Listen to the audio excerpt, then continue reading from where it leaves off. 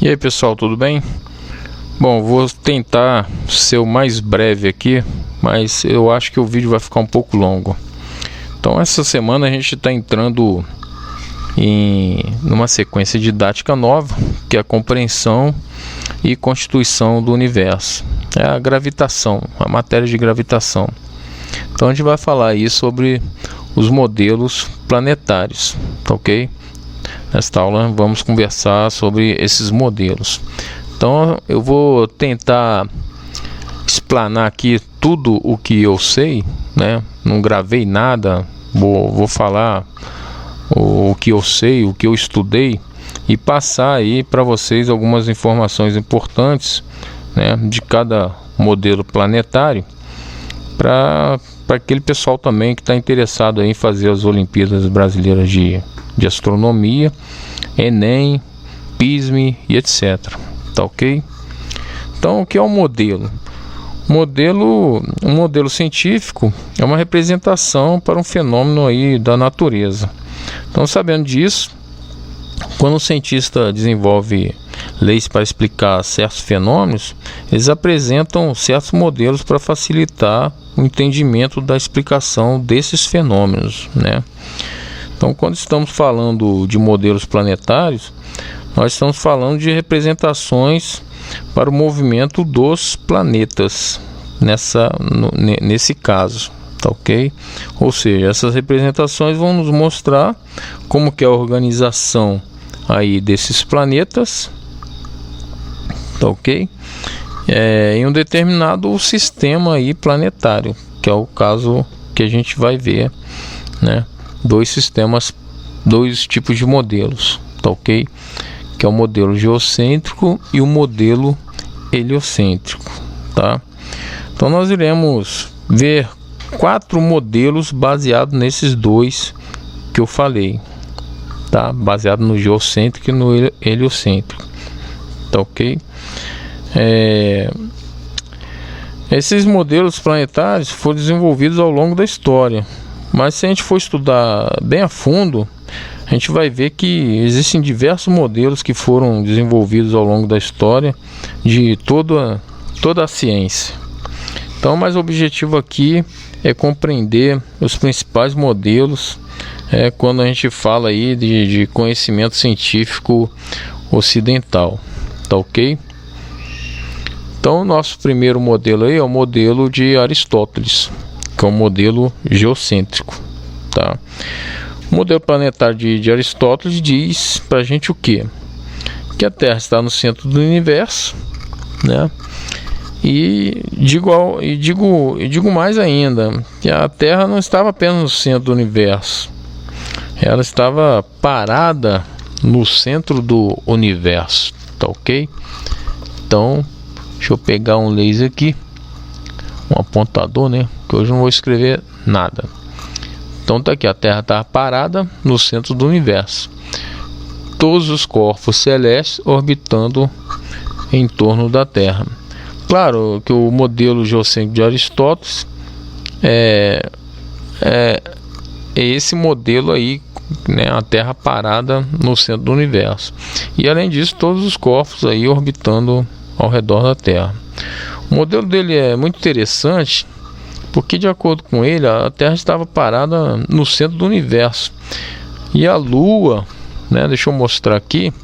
Então tá aqui, ó, Terra parada, né? Aí tem a Lua, o Sol, Mercúrio, Vênus, Júpiter, Marte, Saturno, né? Estava orbitando aí em volta da Terra, tá ok? Então o modelo dele é muito interessante por isso, né? Um detalhe importante é que quando a gente observa esse modelo de Aristóteles hoje, né, a gente para pensar e diz o seguinte: poxa, é um pouco absurdo, né, pensar que a Terra está parada no centro do universo. Mas para pensar no seguinte, a gente não sente a Terra se mexer, não é isso? Então durante o dia você vê o Sol saindo do leste e indo para o oeste. E à noite você vê as estrelas no firmamento se movimentando de um lado para o outro. Então, assim como os planetas também, né, se movimentando de um lado para o outro. Então, quando Aristóteles, é claro, diversos outros gregos da época se baseou em diversas ideias, né, já apresentadas por outros filósofos, que ele se baseou nisso, né? Eles observavam isso tudo aí no dia a dia. E era fácil perceber que, de fato, a Terra estava parada no centro do universo e tudo girava ao redor dela. Então, não é algo assim absurdo de pensar, né? Não é algo absurdo de pensar assim desse jeito. Então, se baseando no que a gente observava, aliás, que a gente observa aí no dia a dia, seria fácil que a Terra está parada no centro, né? A gente observa aí que ela está parada e os planetas estão girando em torno aqui da Terra, tá ok? Então repare aí que no modelo de Aristóteles, né? Os planetas giram também em circunferência, em círculos, tá ok? Então, na época de Aristóteles, eram esses planetas que eram observáveis. Vocês também, se vocês observaram isso daí, ó, que vai até Saturno, né? Então, primeiro vinha a Terra, depois a Lua orbitando aqui em volta da Terra, né? Depois vinha Mercúrio, Vênus, Marte, o Sol, né? Que eu pulei o Sol, Marte, Júpiter e por último Saturno. Aí aqui, ó, na esfera aqui das estrelas fixas, né, que ele fala que é estrelas fixas, vinha as estrelas, tá ok? Que ela vinha no círculo aqui por fora, tá? Então, um outro detalhe também de Aristóteles, do universo dele, é que o universo dele era dividido em duas partes. Uma que era chamada sublunar, né? Uma que era chamada sublunar e a outra que era chamada supralunar. Então, qual que é a diferença?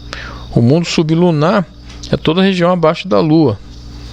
Claro que a Terra tá aqui, né? Inclusive, todo esse sublunar era formado por 4 elementos, segundo ele: terra, ar, fogo e água. De acordo com ele, com Aristóteles, cada uma dessas coisas deveria ocupar o seu lugar natural no universo. Então, baseado nisso, inclusive, ele dizia que os corpos caíam porque o seu lugar natural era aqui na Terra, né? De cair. Ok? Então, perceba que, de fato, essa cosmologia apresentada por Aristóteles fazia muito sentido o que ele explicava, né? Porque diversos fenômenos observados aí no dia a dia. Só que tem um pequeno probleminha aí. Ele não sabia explicar o movimento retrógrado dos planetas. Ah, mas como assim, né? Movimento retrógrado dos planetas. Bem, um exemplo, se você pegar aí todo dia no mesmo horário e ficar olhando para o céu, para um planeta qualquer, por exemplo, Marte, que há um detalhe aí, né? Tá aqui Marte como exemplo. Os planetas até Saturno são observáveis a olho nu. Então, por isso que o modelo dele ia até Saturno. Então, a gente consegue observar esses planetas apenas olhando com nossos olhos. Então, se você observar aí o planeta Marte todo dia no mesmo horário, você vai perceber que ao longo do dia o planeta vai ocupando certas posições. Então é como se ele estivesse indo para frente, tá ok? Mas no decorrer do ano, se você ficar olhando para esse planeta, você vai ver que aparentemente ele vai voltar um pouquinho em relação à posição que ele ocupava, tá? Anteriormente, na noite anterior. Então isso é muito estranho, porque é como se o planeta fizesse um movimento progressivo e depois ele fizesse um movimento retrógrado, né? Ou seja, voltar um pouquinho em relação ao movimento natural dele, em relação ao sentido que ele estava se movimentando. Então eu coloquei um slide aqui, tentei montar aqui um slide para vocês observarem isso como seria, né? Lógico que esse aqui, ó, não é o modelo do Aristóteles, porque o Sol aqui está no centro do universo, tá ok? Esse aqui é um modelo heliocêntrico. Então aqui está a Terra, né? E aqui está Marte. Então essa trajetória aí, ele vai fazer isso daqui, ó, né?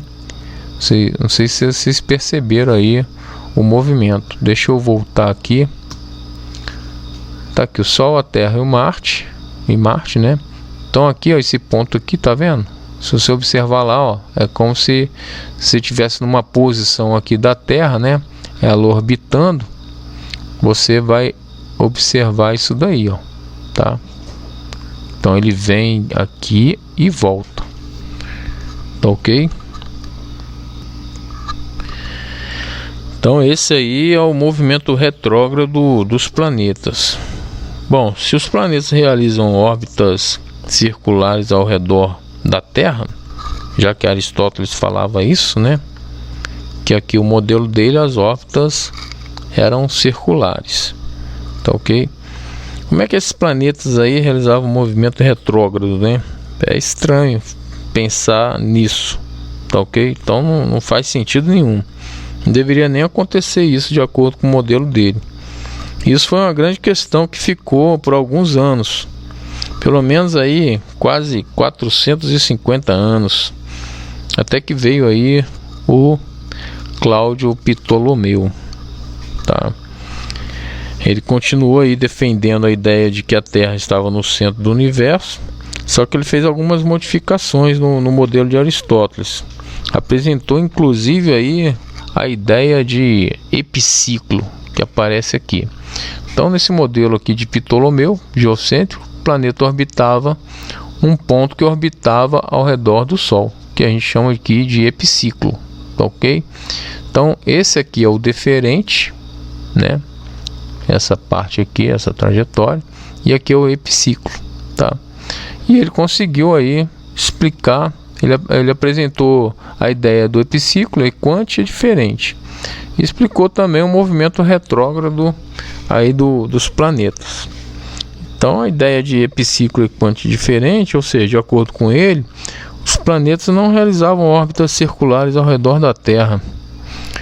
Na verdade, eles orbitavam aí pequenos círculos, e esses círculos, né, orbitavam ao redor da Terra. Então esse círculo era chamado de epiciclo. Então aparentemente, quando a gente olhava aqui para os outros planetas, a gente vendo às vezes planetas com velocidades maiores, outros menores, e é o que a gente observa também. E isso não fazia sentido quando a gente pensava no modelo anterior, que era o de Aristóteles, né?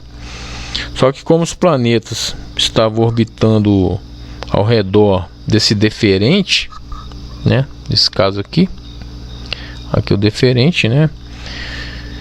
Como esses planetas aí estavam orbitando ao redor desse deferente, daqui da Terra, que não estava necessariamente no centro do universo, a gente teria a impressão que a velocidade dos planetas estava se alterando, né, ao redor do ano. Essa é a impressão que a gente tinha.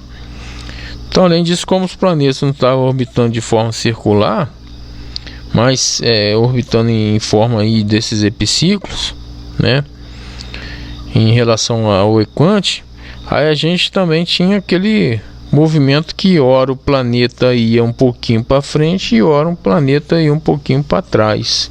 Tá? Então é porque estava orbitando uma circunferência, e essa circunferência estava orbitando outra circunferência.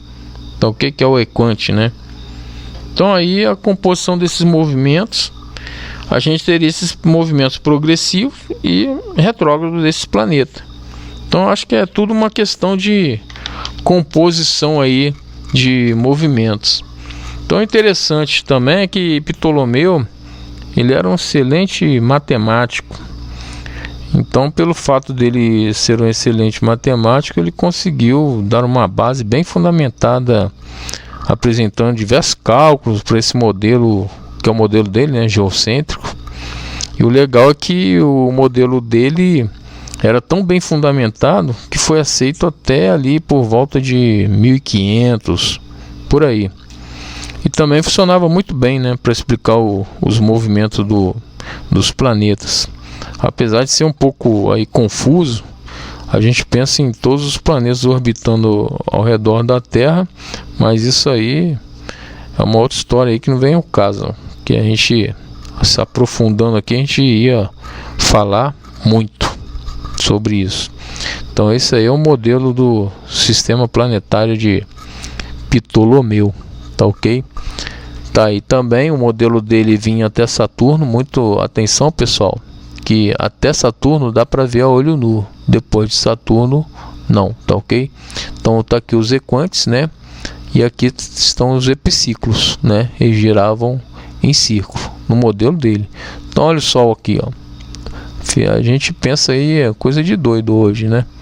Então Mercúrio, Lua e Terra, tá ok? Então o legal é que quando chegou ali por volta de 1500, começou um período aí, vamos falar um pouquinho aqui de história agora, né? Começou o período aí do chamado Renascimento, né? Vocês devem ter estudado isso em história, né?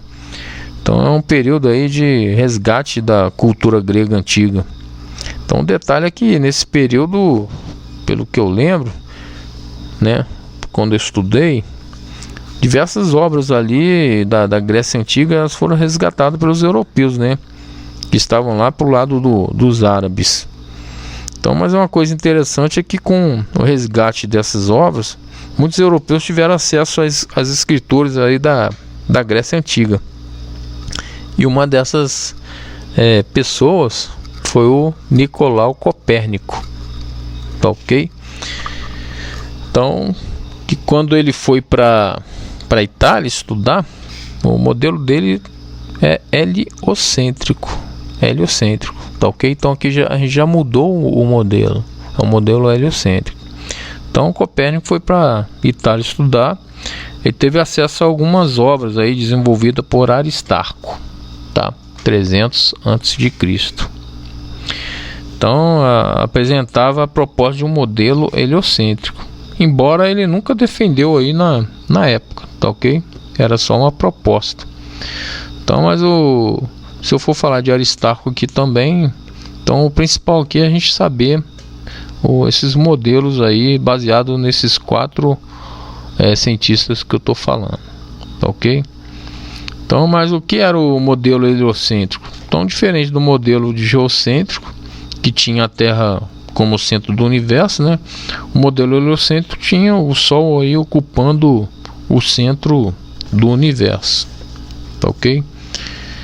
Então, eu conhecer essa proposta de Aristarco e também estudar outras coisas, Copérnico desenvolveu um modelo heliocêntrico. E nesse modelo heliocêntrico de Copérnico, como é que funcionava? O Sol no centro do universo, né? Então os planetas orbitavam aí ao redor do Sol e não ao redor da Terra. E o detalhe é que Copérnico não abandonou assim inicialmente os epiciclos de Ptolomeu, tá ok? Então isso daí é muito importante também. Já vi até uma questão dessa aí cair no Enem. Ah, vai cair de novo? Pô, não sei, né? Mas só tô fazendo uma observação aqui pelo que eu já dei aula, pelo que eu já estudei, tá ok? Então a única coisa que ele fez foi tirar aí, no caso do modelo de Ptolomeu, tirar a Terra do centro e no lugar colocar o Sol, né? Mas para facilitar o entendimento aqui, vamos pensar no seguinte: esse modelo de Copérnico é uma simplificação, tá ok? Então nesse modelo a gente tem o Sol, tá aqui, né? O Sol como o centro do universo, né? E ao redor do Sol a gente tem aí Mercúrio, depois a gente vê Vênus, depois a gente vê a Terra, depois a Lua orbitando ao redor da Terra, e depois da Lua a gente vê Marte, Júpiter e Saturno. No modelo também a gente só vê até Saturno, beleza? Pois é, até Saturno aí dá pra ver a olho nu. Então tá aqui, ó, né? Mercúrio, Vênus, Terra, Lua orbitando aqui, já estava aí se aproximando para o modelo atualmente, tá ok? Um detalhe aí muito interessante também sobre esse modelo aí de Copérnico é que, de acordo com ele, quanto mais perto o planeta estava do Sol, maior era a velocidade aí orbital desse planeta. Então, sendo assim, quanto mais distante, né, menor a sua velocidade. Então, era inversamente proporcional aí essa órbita, né? Chegava perto do planeta, do Sol, a velocidade aumentava, a velocidade orbital. A gente vai ver isso aí mais para frente. Então isso explica para a gente porque quando a gente olha para o céu, a gente vê alguns planetas realizando movimentos retrógrados ao longo aí do ano, por exemplo. Tá ok? Então tá aí. Aquele mesmo esqueminha, né, que eu mostrei para vocês, o movimento retrógrado.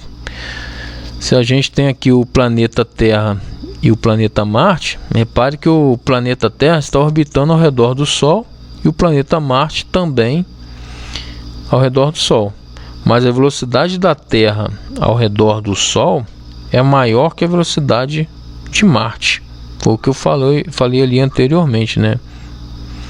Então, consequentemente, dependendo da posição que a Terra está em relação a Marte, a gente vai ver que ora Marte vai para frente e depois ora Marte vai para trás, ou seja, realizando um movimento aí retrógrado, tá ok? Então, na verdade, não se trata aí de uma composição de movimentos, de acordo com o que o Ptolomeu aí falou pra gente, mas sim do movimento que a gente chama aí de movimento aparente no plano celeste, já que os dois estão se movimentando ao redor do Sol, mas que a Terra está com uma velocidade maior. Então essa é a diferença, tá ok? Então quem está na parte mais externa aqui é uma velocidade menor e aqui velocidade maior.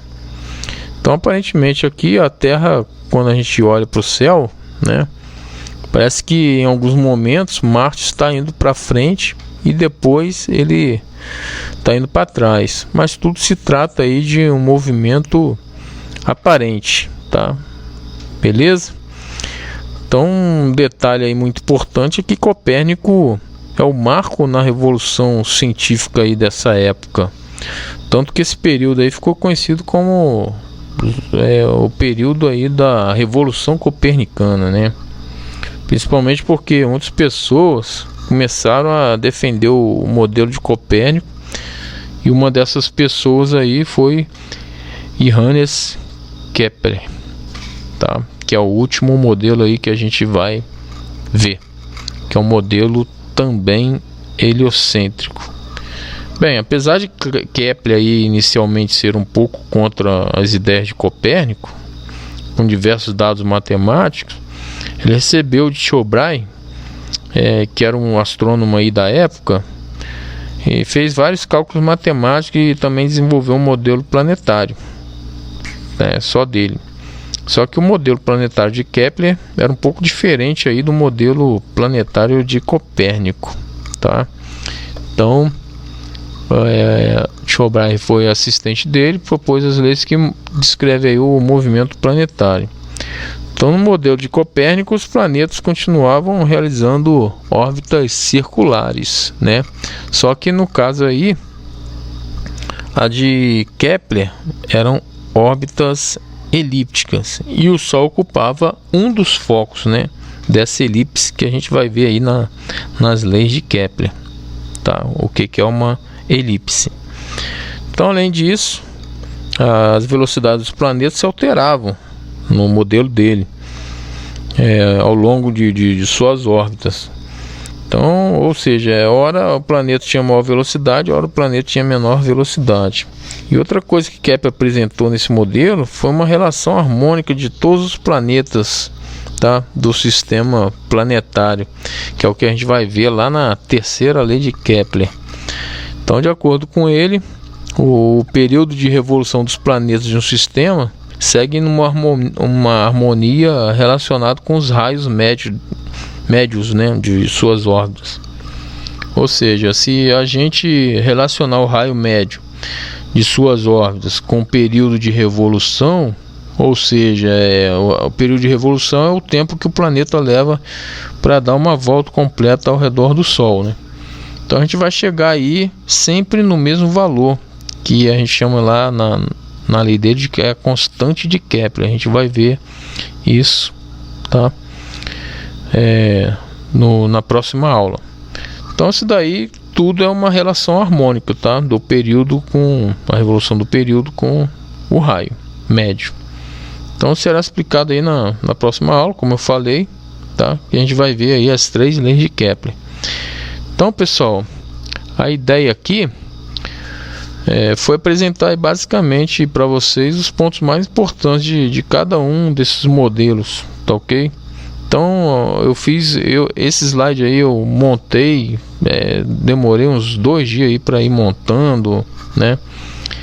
Então foi assim, pensando no conhecimento aí de vocês, tá ok? Tentando ajudar vocês aí para seguir em frente. Então nessa aula a gente não conversou sobre tudo, tá? Mas a ideia é apresentar aí os pontos, foi apresentar os pontos principais para que vocês tenham uma noção dos modelos, tá? Apresentados e sobre o que eles falaram, beleza? Então é isso aí. Quero deixar aqui um grande abraço, desejar a todos bons estudos e falar que qualquer dúvida pode contar comigo, tá ok? Então um grande abraço e até a próxima aula. Fiquem com Deus aí.